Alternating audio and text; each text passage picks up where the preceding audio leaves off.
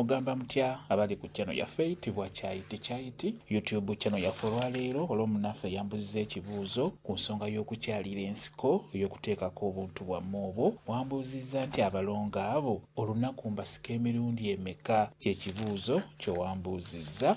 Kasooke nkubuulire ate nkubire ne ku ddagala lw'osobola okukozesa ku nsonga y'okusika. Abalongo abo olunaku oteekeddwa basika omulundi gumu. Okukyalira ensiko oteekeddwa kikola omulundi gumu olunaku. Olina basika ku budde buno obw'okumakya nga wakazuukuka. Tugeze essaawa 12:30, ssaawa 1, ssaawa 2, beera ng'osika abalongo bo ku budde obwo obw'okumakya. Bajja kuvayo bulungi nnyo, bajja kwanguwa okuwanvuwa. Bw'otyo bw'osika olwaleero osobola okuddamu n'enkeera bw'otyo. Okuggyako n'ekirala, bw'osika obuntu bw'obwo n'olaba nga buzimbye, osobola okusooka n'osiriikirizaamuko basooke bakkakkane. Babeera bajja kukkakkana bulungi nnyo. Bw'olaba nga bakkakkanye nga bazzeemu ne batereera, osobola okuddamu n'obeera ng'osika abalongo bo. N'olwekyo ekikulu kya byonna, abalongo oteekeddwa basika omulundi gumu olunaku. Mukitegedde? Kati eddagala osobola okubeera ng'okozesa ligenda okukuyamba okuteekako abalongo bo, n'ekirala okubongera ku mubiri babeere nga bagejjamukko. Nkusaba okozese mubiri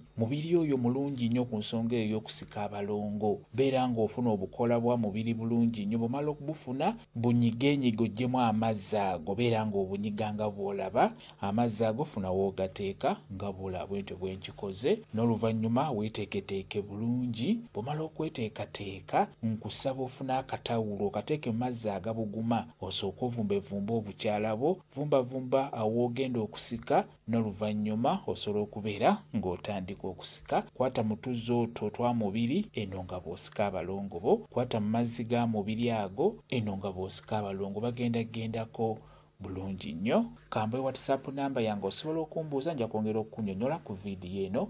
WhatsApp namba yange eri 0778734 yeeyo WhatsApp namba yange.